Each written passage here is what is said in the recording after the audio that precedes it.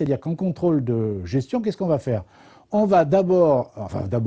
peu importe l'ordre, mais enfin, on va, entre autres, élaborer des budgets, alors j'allais dire des budgets prévisionnels, alors c'est pas le bon terme, parce que dire budget prévisionnel, le mot prévisionnel, c'est pas la peine de l'utiliser, de le rajouter à budget, puisque budget, par définition, ça désigne déjà des prévisions. Donc, élaboration des différents budgets, pour l'exercice qui suit, par exemple, les budgets des ventes, les budgets des achats, les budgets de trésorerie, etc., de TVA, tout ce que vous voulez. Ça, c'est donc le service de contrôle de gestion qui vont élaborer ces différents budgets, par définition, pour l'année suivante, sachant que l'objet, bien entendu, de ces différents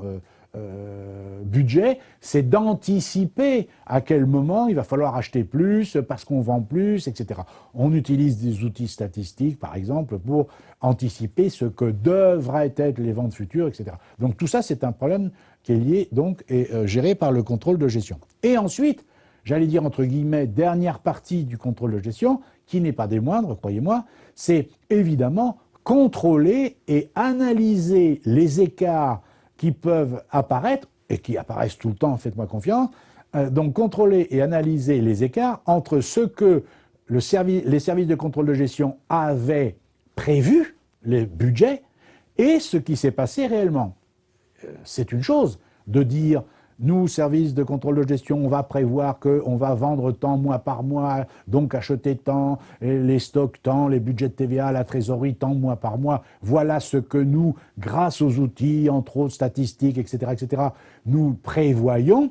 C'en est une autre, croyez bien, de comparer ce qui s'est passé réellement sur la même période. Parce que c'est bien joli de prévoir, c'est mieux encore, une fois qu'on a fait les prévisions, de vérifier, de contrôler, c'est d'où le nom, par rapport à ce qui s'est passé réellement, et surtout de comprendre pourquoi il y a des écarts entre ce qui était prévu et ce qui a été réalisé. Alors juste, vous comprenez, que puisque ce sont des prévisions, par définition, il n'y a pas de certitude, mais par exemple, si vous prévoyez des ventes, grâce encore une fois, entre autres, soit à des études de marché, soit à des outils statistiques, ben les ventes prévues mois par mois sont des quantités multipliées par des prix. On est bien d'accord, si ce sont des marchandises. Eh bien,